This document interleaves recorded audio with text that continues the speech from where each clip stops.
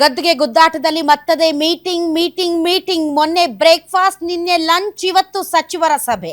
ಎಲ್ಲಾ ಸರಿ ಇದೆ ಅಂತ ಮೊನ್ನೆ ಸಿಎಂ ಡಿಸಿಎಂ ಒಗ್ಗಟ್ಟಿನ ಮಂತ್ರ ಜಪಿಸಿದ್ರು.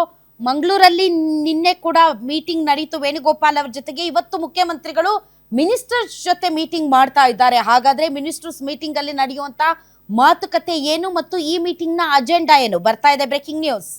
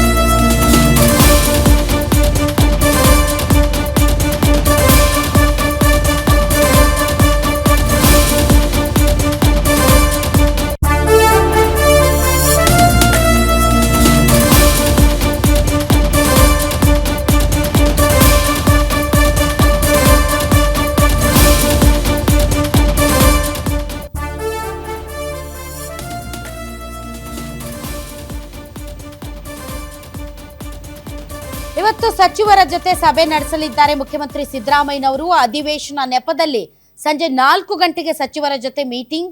ಕುರ್ಚಿ ಗುದ್ದಾಟದಲ್ಲಿ ವಿಶ್ವಾಸಕ್ಕೆ ತೆಗೆದುಕೊಳ್ಳುವಂತ ರಣತಂತ್ರ ಇರಬಹುದಾ? ನಿನ್ನೆ ಮಂಗಳೂರಿನಲ್ಲಿ ಹೊರಬಿತ್ತು ಒಂದು ಪವರ್ ಫೈಟ್ ನ ಸೀಕ್ರೆಟ್. ಯಾಕೆಂದ್ರೆ ವೇಣುಗೋಪಾಲ್ ಮುಂದೆ ಒಂದು ಬಣದಿಂದ ಡಿಕೆ ಅಂತ ಕೂಗು ಹೊರಬಿತ್ತು. ಬಳಿಕ ಸಿಎಂ ಬರ್ತಾ ಇದ್ದಂತೆ ಮತ್ತೊಂದು ಬಣದಿಂದ ಸಿದ್ದು ಪರ ಕೂಗು ಕೇಳಿ ಬಂತು. ನಾವಿಬ್ರು ಬ್ರದರ್ಸ್ ಅಂತ ಹೇಳ್ತಾ ಇದ್ದಾರೆ ಸಿದ್ದರಾಮಯ್ಯ ಮತ್ತು ಡಿಕೆ ಶಿವಕುಮಾರ್. ಆದ್ರೆ ಬಣಗಳ ಮಧ್ಯೆಯೇ ಪವರ್ ಫೈಟ್ ಜೋರಾಗ್ತಾ ಇದೆ. ಮತ್ತೊಂದು ಕಡೆ ದೆಹಲಿಯಲ್ಲಿ ಡಿಕೆ ಶಿವಕುಮಾರ್ ಅವರು ರಣತಂತ್ರವನ್ನ ಹೆಣಿತಾ ಇದ್ದಾರೆ.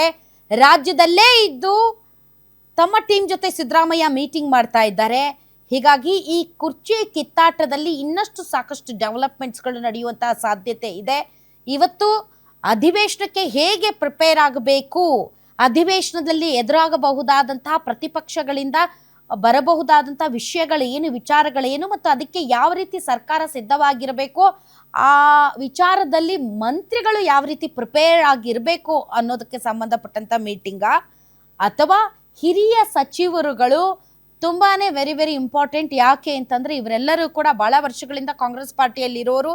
ಯಾವುದಾದ್ರೂ ಒಂದು ಡಿಸಿಷನ್ ಮೇಕಿಂಗ್ ಅನ್ನುವಂತಹ ಸಂದರ್ಭ ಬಂದಂತಹ